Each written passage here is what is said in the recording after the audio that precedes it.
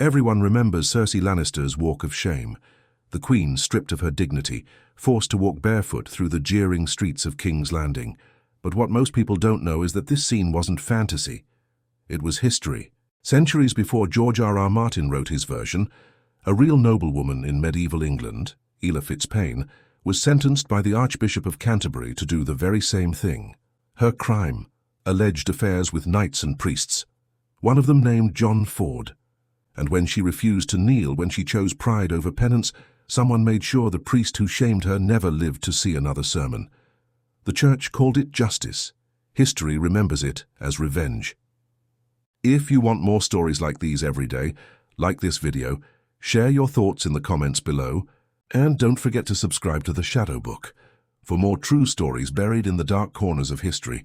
London, May 1337. The evening trade was winding down when the shouting began. Westchepe, lined with goldsmiths, saddlers and spice vendors, was still crowded enough that the last rays of sunlight glanced off iron scales and polished chalices. A priest in plain vestments stood near the edge of the market, speaking quietly with another clergyman. Their tone carried no urgency. The talk was the kind that filled the final hours before curfew, gentle, harmless, the conversation of men unremarkable in a city where status was worn like armor.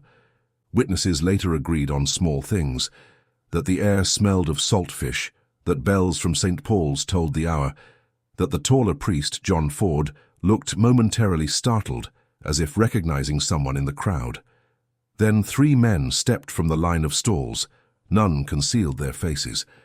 One reached for his dagger and cut downward with practiced force. The motion was brief and deliberate. A second blade entered the priest's abdomen. A third found his ribs. For several seconds, no one screamed.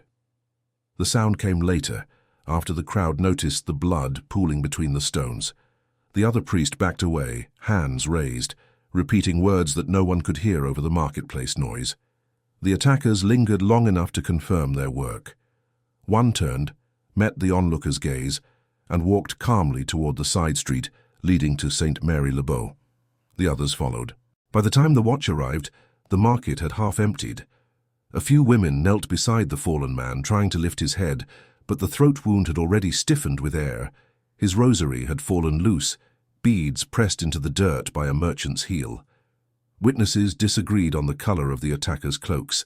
Some swore they bore a crest, others said only plain cloth, but all agreed the killing was meant to be seen. Within the hour, a messenger ran to summon the coroner. The body was carried to a nearby tavern for inspection, standard practice in London when daylight failed. Clerks noted the position of the wounds, measured the depth with a strip of linen, and recorded his name as Johannes Ford, presbyter of Dorset. Around them, apprentices whispered that the dead man had been close to a lady of rank, though none dared name her.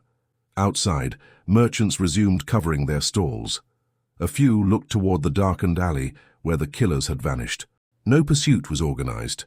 The constables preferred not to question those tied to noble households. The city resumed its order quickly. Westchepe was too valuable a street to be closed long. When the coroner's men lifted the body onto a cart, one juror, an older goldsmith, leaned close to another and whispered a name. The word was swallowed by the noise of wheels on stone, but a clerk standing nearby thought he caught it. He wrote it in the margin of his notes before it could fade. Ela Fitzpayne. As the bell for curfew echoed through St. Paul's, the crowd thinned to silence. The blood had already seeped into the cracks of the street, darkening to the same color as the mud. Nothing in the scene suggested panic. London had seen death before, but few noticed how calmly the killers had watched their work, as if the act itself were a message left behind in the open daylight. At dawn the following morning, the city bell called 33 men to assemble at the tavern where John Ford's body lay. It was an unusual number for a coroner's jury, far exceeding the 12 normally summoned. The order came directly from the Sheriff's office, a sign that someone wanted the inquiry to appear thorough. The men stood in silence, their cloaks damp with mist, each waiting to place his hand upon the gospel and swear to speak the truth according to his conscience and knowledge. Inside, the body had been moved to a wooden table. The wounds were already beginning to change color. A clerk unrolled a sheet of parchment, dipped his quill, and began recording the formal phrases in Latin. Anno Domini millesimo trecentesimo tricesimo septimo, mense mai. He paused between clauses to blot excess ink, leaving small black pools that spread like stains. The coroner, Master William of Fleet Street, recited each question in turn, methodical, without interest. Witnesses were called one by one. A saddler swore that Ford had been attacked while speaking to another priest, describing the moment the dagger flashed. A fishmonger insisted there had been 4 assailants, not 3. A woman selling bread said 2. Their descriptions of clothing contradicted each other entirely. Grey, blue, brown, cloaked, bareheaded. Still, the scribe wrote everything with equal precision, never lifting his eyes. The roll was the only voice the dead would have. When asked if anyone recognized the killers, the silence thickened. One apprentice glanced toward the door before answering. He thought one of the men might have been in the service of a noble family from Dorset. The name Fitzpayne was spoken, then quickly withdrawn. The coroner noted it in the margin, but did not repeat it aloud. His task was to record, not to interpret. The jurors examined the body again. The wounds were measured with a strip of linen, 2 inches across at the throat, 1 in the belly, 1 below the ribs. The coroner dictated that the attack was deliberate, the blades well honed and guided by strength. He then asked the assembled men to view the body's face one final time. Some crossed themselves, others looked away. Outside, carts rattled past, carrying barrels and hides. The city's commerce continued without interruption. Through the open shutters, the sound of hammering came from a goldsmith's workshop. Steady and indifferent, the clerk's quill scratched on, filling the roll with neat, bloodless Latin. Late in the session, a priest named Hasculf Neville was summoned. He admitted he had been with Ford shortly before the attack, engaged in pleasant conversation. He claimed ignorance of the men who struck. His tone remained even. The coroner asked whether Ford seemed troubled or fearful. Only distracted, Neville said, as though expecting news. The clerk hesitated, then continued writing. By afternoon, the jurors were dismissed. They left in pairs, their boots tracking the wet dust from Westchepe. The coroner sealed the roll with wax, impressed his signet, and handed it to a messenger bound for the sheriff's house. On the corner of the parchment, a clerk, perhaps without instruction, added a single note beside the name of the slain priest. Item, Hasculf Neville, Presbyter de Edom Parochia. The ink had not dried before the sheet was folded. No one remarked on the addition. Yet among the neat columns of testimony and wound dimensions, that one name would outlast all others, it marked the first trace of another story, one that would not be written in Latin, but in blood already spilled on London's stones. In 1333, 4 years before the murder in Westchepe, a letter left the Archbishop's palace at Canterbury. The document was short, 6 sentences written in the formal Latin of ecclesiastical decree, but its effect would ripple across shires. The Archbishop's secretary, a pale man with ink on his cuffs, read each line aloud before the seal was pressed. On the desk lay a heavy brass ring engraved with the cross of St. Augustine. The wax cooled beside it, dark red, holding the imprint of church authority. Outside, the bells called the canons to prime. The letter accused Lady Ela Fitzpayne of unchaste acts and scandalous familiarity with knights, clerics, and others of both single and married estate. Her offence was not the act itself, but the breach of discipline, a noblewoman consorting beyond her rank and outside the church's moral reach. Of the men implied, only one was named, Johannes Ford, Presbyter de Dorset. The inclusion was deliberate. Naming a priest made the charge undeniable. It placed the sin within the church's own body. The Archbishop dictated slowly, pausing between lines to ensure precision. The words were not meant for public reading, but for permanence. Once sealed, the accusation would be entered into the diocesan register, copied by another scribe, and sent to Salisbury. From there, it would reach the Fitzpayne estate, travelling in the hands of a courier who would not dare open it. The machinery of censure moved with the same inevitability as tax collection. Fitzpayne's name was known at court. Her husband, Sir Robert, was a baron of Dorset and a supporter of King Edward III. To accuse his wife publicly was to test how far the church's authority could reach into noble households. The Archbishop's tone in the letter reflected this calculation. Stern, not furious. Corrective, not condemning. The instruction was clear. Ela Fitzpayne was to perform barefoot penance once each year for 7 consecutive years at Salisbury Cathedral, a spectacle to remind others that even bloodlines must bow to divine order. When the seal was pressed into wax, the chancery filled with a brief smell of smoke and tallow. Candle soot rose toward the beams overhead, blackening the air. The Archbishop signed with a final flourish, then waved the parchment dry. He spoke quietly to his clerk. "Let it be sent before Lent. Shame delays repentance." The clerk nodded and entered the record into the ledger. The language was formulaic, stripped of emotion, as though sin were another form of property to be repossessed. By nightfall, the courier set out. The folded letter rested inside a leather case, bound with cord, protected as securely as a royal writ. It carried no personal message, only judgment. Somewhere beyond the cathedral walls, the Fitzpayne household dined in comfort, unaware that a document already existed, ordering its mistress to walk in humility before the public eye. In Canterbury, the Archbishop dismissed his secretaries and remained alone with his thoughts. He believed the act necessary, even righteous. Yet he hesitated over one phrase, "and others in holy orders." He had considered omitting it. Instead, he had written it twice. When morning came, the letter was already miles away, its wax seal unbroken, its words final. It would outlive apology, reason, and repentance. For those who read it, only one name would matter. At the bottom of the page, beneath all accusations, it stood unambiguous and singular: John Ford. Before the scandal reached Canterbury, Dorset moved to its own rhythm. Slow, agricultural, and ruled by the Fitzpayne estate. The manor overlooked the river valley, its hall built from rough stone and plaster, its barns marked with the family crest. Below it stretched the tenants' farms, narrow strips of land, oxen tethered in furrows, smoke rising from peat fires.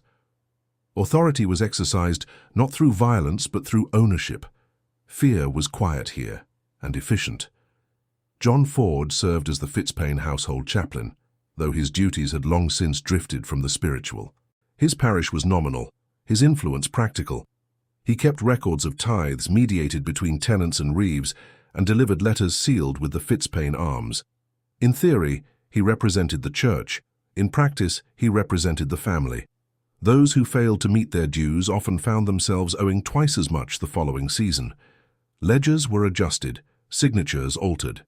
When complaints reached the dean at Salisbury, the replies returned unsigned. Ela Fitzpayne rarely appeared in these transactions, yet her decisions were felt everywhere. She set rents, approved fines, and ordered livestock seized from families who had defaulted. The animals were sold through intermediaries, their profit recorded under donations. Ford's handwriting appeared on every page. To the manor's tenants, his robes gave legitimacy to theft. They called him the priest of the accounts. On market days, he rode with the bailiffs to oversee collections. He carried no weapon, only a satchel filled with parchment and wax. Witnesses remembered how he read each debtor's name aloud before striking it through, as if absolving them of sin rather than property. The ox yokes returned from confiscated farms were lined against the barn wall, streaked with dried mud that would never wash clean. In private, Ford met often with Ela in the manor's chapel. They spoke in low tones about tithes, missing cattle, or the Archbishop's inquiries into rural extortion. Their familiarity was not that of lovers, but of conspirators bound by necessity. She relied on him to manage the moral facade of her estate. He relied on her protection from ecclesiastical scrutiny. It was a system of mirrored dependence. She owned his silence. He held her confession. When the first whispers of investigation reached Dorset, panic settled in the household. A messenger from Salisbury had been seen near the parish, carrying documents. Ela ordered the ledgers copied and the originals burned. Ford obeyed, though one volume, the oldest, he kept intact. Inside were entries marked with her initials beside false tallies of grain and livestock. He could not destroy it, nor could he return it. The book was proof of both their guilt and his usefulness. That night he stayed alone in the chapel. Candlelight flickered over the pews as he opened his psalter and slid a folded letter between its pages. the Archbishop's inquiry unanswered. It carried her name and his. Closing the book, he whispered a prayer not for forgiveness, but for discretion. In the morning he packed for London, telling the servants he was summoned on church business. Behind him the manor yard was silent. The erased names on the ledgers shone faintly, where the ink had been scraped away, the paper thin as skin. Within days, rumours would reach Canterbury that the Fitzpayne's priest had fled Dorset.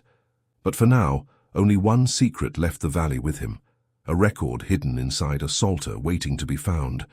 The decree arrived in Salisbury under the bishop's seal, carried by a courier who did not look her in the eye. The parchment was stiff, the ink still fresh enough to glisten in the light. Ela Fitzpayne read it once, then again, tracing the careful Latin that left no room for ambiguity. The order was absolute. She was to walk barefoot through the nave of Salisbury Cathedral once each year for 7 consecutive years, clothed in plain linen, her hair uncovered, before the assembled clergy and laity. The act was called penance. Its purpose was not forgiveness, but humiliation. That morning the cathedral canons prepared for her first appearance. The floor was swept, the aisles cleared, the font polished. The chapter of priests gathered in silence, their voices echoing beneath the high vaults. Ela arrived late, her husband beside her, her retinue trailing behind. She wore a dark mantle, trimmed in sable, and removed it without being asked. Beneath it her gown was simple but not poor, white wool, unadorned. When the bishop motioned for her slippers, she hesitated only briefly before stepping onto the cold stone. The sound of her bare feet marked the beginning of the ritual. Each step was deliberate. Witnesses later noted her composure, how her expression remained fixed as she passed beneath the arches. The congregation watched in silence. Some knelt, others merely stared. To the church this was order restored, the flesh humbled before the word. To the Fitzpaynes it was an insult displayed as ceremony. Her footprints darkened the flagstones where the moisture of her skin met centuries of dust. At the nave's end, she knelt before the altar as the bishop pronounced absolution. The words were formulaic, rehearsed so often that even mercy sounded administrative. When the ritual ended, a servant knelt to gather her slippers, folding them carefully in a cloth. Ela turned away from the altar without looking up. Outside, the air smelled of rain. She walked to her carriage barefoot, ignoring the whispers that followed her. The clergy called it penance. The onlookers called it justice.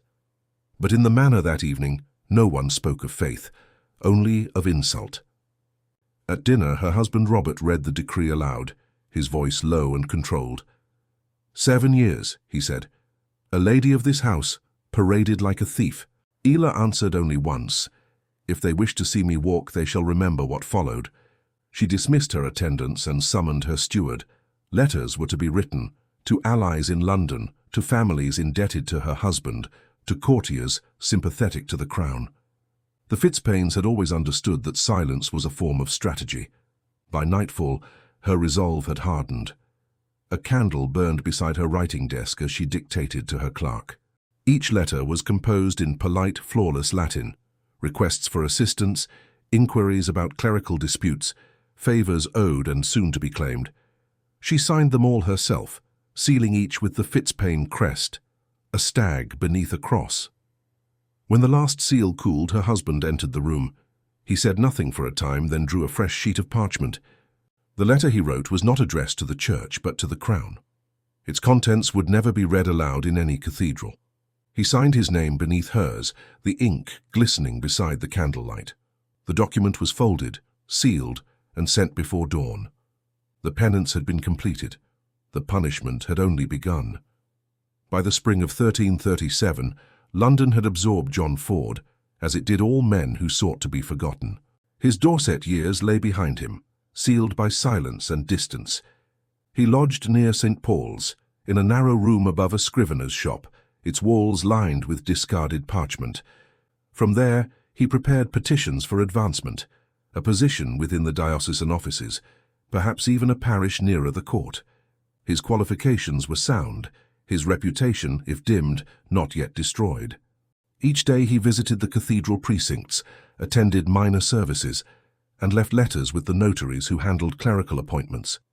He wrote carefully, omitting the years he had served in the Fitzpayne household. When questioned about his absence from Dorset, he attributed it to study and illness. The lie was ordinary enough to pass. But in taverns near the market, where clergy drank among merchants, he felt the weight of being observed. Not suspicion, just a gaze that lingered too long. In one of those taverns he met Hasculf Neville, a fellow priest with a scholar's manner and a clerk's patience. Neville knew the city's bureaucracies well, who could be bribed, which offices were in debt, where letters disappeared. Their acquaintance began with shared meals, small favours, and talk of benefices. Yet Ford's reserve never lasted. By the third meeting, he spoke too freely. "They sent letters after me," Ford said, keeping his voice low. "The Archbishop's men about her." Neville did not ask who her referred to. He had already heard fragments of the story, the accusations, the penance, the scandal muted by time. He nodded as Ford described the inquiries, the warnings, the documents best left unread. The confession was partial, more habit than relief. When the candles guttered, Neville asked only one question. "Do you still have them?" Ford hesitated, then shook his head. "No. They were destroyed." That night, Neville returned to his quarters and wrote a short note in his own careful hand. To the steward of Fitzpayne, the priest John Ford speaks again of former matters. He resides near St. Paul's. He meets freely and often. He signed it without flourish, folded the parchment and sealed it with plain wax. No mark, no crest. The message was small enough to conceal beneath a sleeve. Meanwhile, Ford prepared his application for the bishop's registry. The document required signatures from 3 witnesses. He found 2 easily. The third he delayed, uncertain whether Neville's name was safe to use. In the stillness of his room, he poured wine and stared at the candle's reflection in the cup, an image split by movement, flickering, impossible to fix. On the table beside him lay another letter, sealed and unbroken. It had arrived from Dorset weeks earlier, delivered by a courier who asked no questions. Ford had refused to open it. The wax remained unbroken, the crest faint beneath dust. He told himself that London's noise and distance were protection enough, that Dorset was too far away for memory to reach. Yet each day, the same man watched him cross the churchyard, and each night the same footsteps paused beneath his window before fading into the dark. When the curfew bell sounded that evening, Neville handed his sealed note to a passing courier bound for the southwest. The man asked no questions, only payment. He slipped the letter into his satchel beside others addressed to merchants and clerks. Before midnight, the horse was already on the road. Late spring, 1337. London thrived under King Edward's banners, its markets thick with noise and coin. Ships unloaded at the wharves, apprentices shouted through alleys, and taverns filled with the smell of ale and tallow. Beneath that rhythm of trade, quieter movements began. 3 men arrived from Dorset, their travel papers written in another's hand. They gave their names as servants in service of a merchant house, but their bearing marked them as retainers, men trained to follow orders, not to bargain. They took rooms near Westchepe, close to St. Paul's, where the markets ran longest. The innkeeper remembered them for their silence. One, older than the rest, carried a purse of heavy coins sealed with wax. He asked no questions of price. That evening they met a 4th man in the upper room of the tavern, Ela Fitzpayne's brother, Sir Geoffrey. His arrival went unnoticed among the travellers and clerks who crowded the common hall. He wore no heraldic badge, no visible mark of rank. His authority was measured in tone alone. The conversation that followed was conducted with the precision of a transaction. Geoffrey confirmed that their target, the priest John Ford, was lodging nearby. He recited his routine: morning at the cathedral, evening at the tavern near the market, letters written after vespers. The plan was practical, almost clerical. There was no mention of emotion, only timing, visibility, and witnesses. Not in shadow, Geoffrey instructed, in the open street. Let them remember the name they heard once spoken from Canterbury. On the table between them lay the weapons, wrapped in cloth. A dagger was drawn, its edge tested on a scrap of parchment. The cut was clean. Another man opened the purse and counted coins under his breath, sealing it again with a leather thong. The exchange was unhurried. its formality closer to business than murder. In the days that followed, the men observed the market at Westchepe. They marked exits, the turning of the watch, the rhythm of curfew bells. Ford moved predictably, a creature of habit. He bought his wine at the same stall, took his evening walk along the same street. Once he noticed one of the men watching and hesitated, then turned away. Paranoia had already become a habit of his priesthood. At night, the conspirators returned to the tavern. They spoke little. One scratched a cross into the table's surface, another studied the edge of his blade beneath candlelight. London's laws forbade the carrying of weapons within city limits, but exemptions were easily bought. A constable who came to question them left with a coin and no curiosity. Geoffrey Fitzpayne's name was never spoken. The plan hardened with the same cold efficiency as a legal decree. The murder would not be hidden, it would be performed. A noble insult answered by spectacle. For every humiliation written in a church record, there would be a body in the street.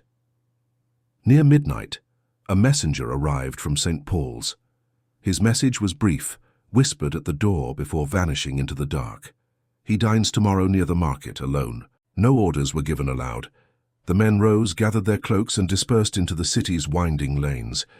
In the room they left behind, the candle still burned beside the leather purse, its seal unbroken, the cost of one act of vengeance awaiting its final accounting. The record of Haskelf Neville's interrogation survives in the coroner's archive, written in 2 hands. The questions are formal, the answers transcribed with gaps where silence interrupted speech. Neville was calm throughout, though the clerk noted his voice low, measured, and uncertain in recollection. What follows is his version of the killing, delivered not as confession, but as reconstruction. He stated that on the evening of May 4th, 1337, he met John Ford near the market at Westchepe shortly before curfew. The day had been warm. Vendors were still closing their stalls. They walked together towards St. Paul's, discussing a matter of ecclesiastical appointment. Neville remembered the conversation precisely because of its tone, unhurried, almost pleasant. Ford spoke of returning to Dorset to settle unfinished business. He mentioned letters best left unread, and laughed, though the sound was hollow. They passed a baker's stall where loaves lay unsold. Neville said he noticed 3 men standing beside the doorway, their faces unfamiliar, their posture deliberate. He thought them apprentices at first, until one turned and fixed his gaze directly on Ford. Neville remembered the reflection of sunlight on the man's dagger, a narrow blade, bright at the edge, not yet drawn. Ford stopped mid-sentence. The first attacker stepped forward and struck without hesitation. The blade crossed the air so quickly that Neville saw only its reflection pass across his cassock like a line of light. Ford staggered back, clutching his throat. The second man drove his knife upward into the belly. The third held him upright by the arm. None spoke. At this point in the record, the clerk's handwriting falters. Neville claimed he moved aside, by instinct, not reason. He insisted he had reached for Ford's arm but found himself standing clear of the blows. "It was over before I could think," he said. The crowd gathered slowly, uncertain whether to intervene. The men did not flee. They looked around as if ensuring they were seen. Then they walked away in silence. Neville described how Ford fell against the stall, scattering loaves of bread across the street. The blood spread outward, dark and slow, soaking the bread until the crusts floated. "He made no sound," Neville told the coroner. "Only one breath like surprise." The clerks recorded the detail without comment. The questioning turned to Neville's own movements. He admitted remaining at the scene until the watch arrived. When asked why he had not called for help, he replied, "I did not believe help would come." He claimed to have prayed over the body, though no witnesses recalled hearing him. The scribe noted, "In voce sine affectu," in a voice without feeling. The coroner pressed him once more. Did he recognize the men? Did he know their purpose? Neville denied both, yet he paused before one final question, what he had done at the moment of the attack. His answer came slowly, every word weighed. "I stepped aside," he said. The scribe looked up from his parchment, waiting for continuation. None came. The quill hung in the air, ink gathering at its tip, before it touched the page again, leaving a single dark blot that ended the statement. The inquiry into John Ford's murder began with precision and ended with silence. The coroner's roll, once crowded with notes and witnesses, narrowed into routine. The Sheriff of London ordered writs dispatched to Dorset for the apprehension of Ela Fitzpayne, servants and kin, but the letters took months to travel and longer to return. By then, the urgency had gone. London's attention had shifted to new trade levies, and the Crown had little appetite for scandals that crossed into noble households. The investigation's papers, thick with signatures, were copied into the Royal Chancery books. Each copy dulled the language further. Where one document had named servants of the Lady Ela, another read only persons unknown. By the third transcription, the phrase became sundry offenders. The erasures were clerical, not conspiratorial, but the effect was the same. The trail disappeared through bureaucracy. Hasculf Neville was questioned again. He denied complicity, repeated his account, and was quietly released. Within the church, however, his reputation collapsed. He was suspended from service for carelessness in the presence of sin and reassigned to a remote parish outside Oxford. The record lists no appeal. The church had found its scapegoat, a man neither guilty nor innocent, merely available. The Fitzpayne name appeared repeatedly in testimony, but never in indictment. Hela's brother, Sir Geoffrey, was cited as having been seen in London around the time of the killing. His servants were recognized by several tradesmen, but when officers arrived in Dorset, they found only empty quarters and contradictory statements. Each man they questioned deferred to another, until the chain of command vanished into titles and property. The sheriff's clerk finally wrote, "None apprehended. Inquiry to resume upon order." No order ever came. Years passed. The city's records grew damp in storage beneath the Guildhall. Ink bled into parchment, curling its edges. Only one arrest was ever made, a servant named Hugh of Blandford, captured for an unrelated theft. When questioned, he admitted having once served the Fitzpaynes. Under pressure, he confessed to having stood in Westchepe at his mistress's request. The confession was inconsistent, possibly coerced. He was imprisoned at Newgate, where he died within the year. The register of deaths listed no cause. From Dorset, the Fitzpaynes sent no correspondence. Ela remained at her estate, her annual penance quietly discontinued. Local priests noted her continued patronage of the church, generous enough to discourage inquiry. Her husband's influence at court ensured the matter stayed dormant. By the time the coroner petitioned for renewal of the case, the bishop's chancellor advised to proceed no further. In the Chancery archive, the surviving documents are uneven in tone, some formal, others abrupt. One entry records the examination of witnesses without discovery. Another notes the death of the accused servant, ending with the phrase causa non probata, cause unproven. On the final sheet, written in a smaller, unfamiliar hand, appears the last official notation, closed by order. No seal, no signature. For years afterward, clerks sorting the city's rolls came across the same bundle tied with thread.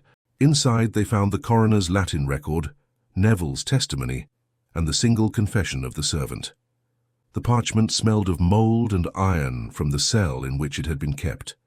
The story it told was linear until it stopped, as if the ink had been rationed. The archives preserved what justice had not, a complete record of failure, neat in handwriting, final in tone. Decades passed. The century moved toward its close, and the story of John Ford's murder dissolved into clerical footnotes. Salisbury Cathedral remained as it had been, immense, ordered, and indifferent. Its spire rose clean above the fields, its bells marking hours with mechanical obedience. Within its archives, the memory of one noblewoman's penance and one priest's death rested in separate bundles of vellum, each filed by subject, not by consequence. By then, few remembered Ela Fitzpayne's sentence. The barefoot procession had ended quietly after her husband's death, replaced by a yearly donation to the cathedral's alms fund. Her name continued to appear in ledgers of land transfers, but never again in moral proceedings. When she died, the entry in the burial record contained no reference to penance or scandal, only the phrase in Pace Domini. The system had forgotten her as efficiently as it had condemned her. In the late 14th century, A young clerk named Thomas of Marlborough was assigned to review older diocesan rolls for copying. His task was administrative, to restore damaged texts, clarify names, and note duplications. It was while sorting the Canterbury correspondence that he found the Archbishop's letter, the original denunciation of Ela Fitzpayne. The wax had darkened, the fold lines brittle with age. He opened it carefully, tracing the handwriting. The accusation was clear, but what caught his attention was not the text itself, but the margin. There, in the Archbishop's own hand, was a note that had never been copied into later registers. "Let the woman keep her penance, her shame suffices." Thomas recorded the phrase in his catalogue and moved on. It was a procedural note, nothing more. Yet something about its tone, resigned, almost weary, lingered.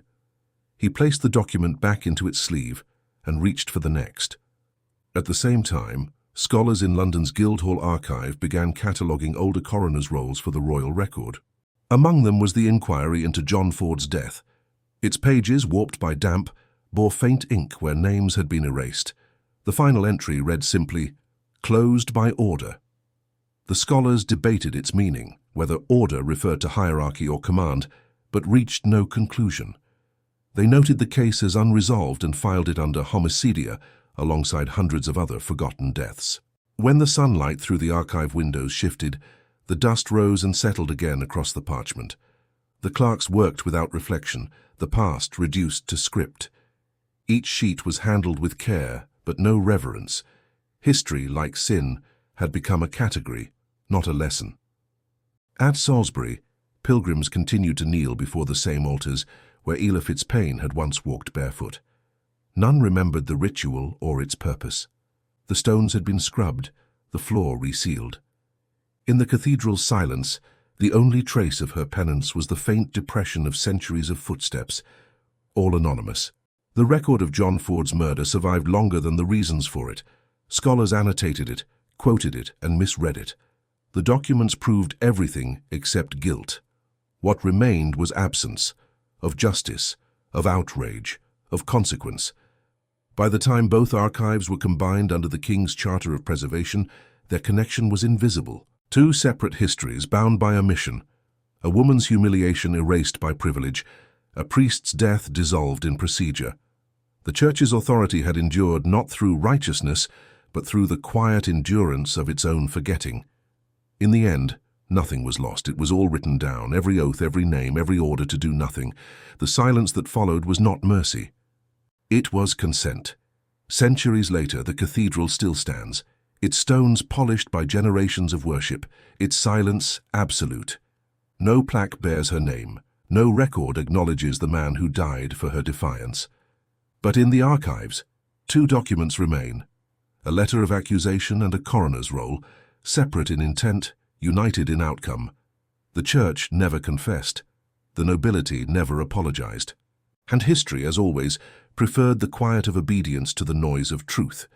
If this story left you unsettled, make sure to like this video, share your thoughts below, and subscribe to the Shadow Book, where the forgotten truths of history are unearthed, one story at a time.